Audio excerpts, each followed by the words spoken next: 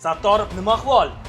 Men senga aytgandim, formada kelgin deb. O'rtoqlaringga o'xshasang bo'lmaydimi? Soch chiqaraman bu sochchi.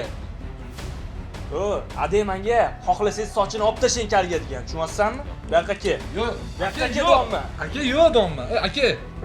Toshkent shahrida maktab direktori xuddi shu kabi ko'rinishda o'quvchini sochini kalga oldi degan mazmunda xabarlar tarqaldi.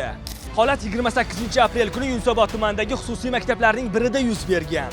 Xo'sh, o'quvchining sochi haqiqatan ham kalga olindimi? Savol bilan maktab direktoriga yuzlandik. Bu bolalarni biz ko'p marta ogohlantirib, ota-onasini maktabga chiqarib yubordik. Bola sababi formasiz.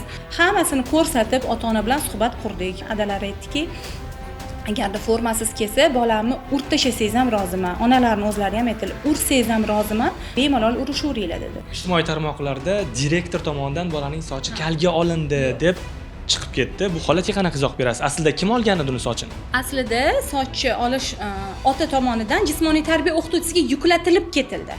Siz olib tashlang dedi, otasini o'zi. Shunda ham bolani sochi to'liq olib tashlanmadi. Keyin ularni o'zlari sartaroshga borib, qaytadan to'g'irlattirib, oldirib kelishdi. Adasi dedim, sochini qarang dedim. Bironta bolamiz dedim, maktabda bunaqa holatda yurmaydi dedim. Hattoki yuzi ko'rinmayapti bolani dedim. Ustozi dedilar, agarda farzandim ertaga ham shu holatda keladigan bo'lsa, dedilar, bolamni sochini tegi bilan qirib olib tashlang. Yozib berish kerak bo'lsa, men o'zim yozib chizib berib ketaman dedilar.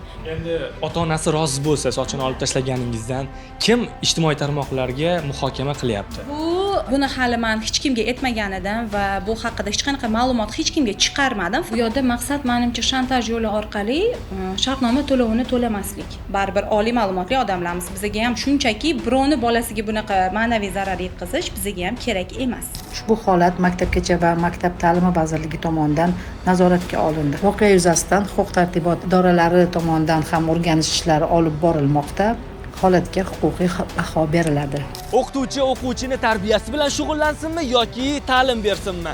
Qaysi birini qilsin? Hurmatli ota-onalar, agar farzandingiz sifatli ta'lim olishini istasangiz, tarbiyasi bilan o'zingiz shug'ullaning.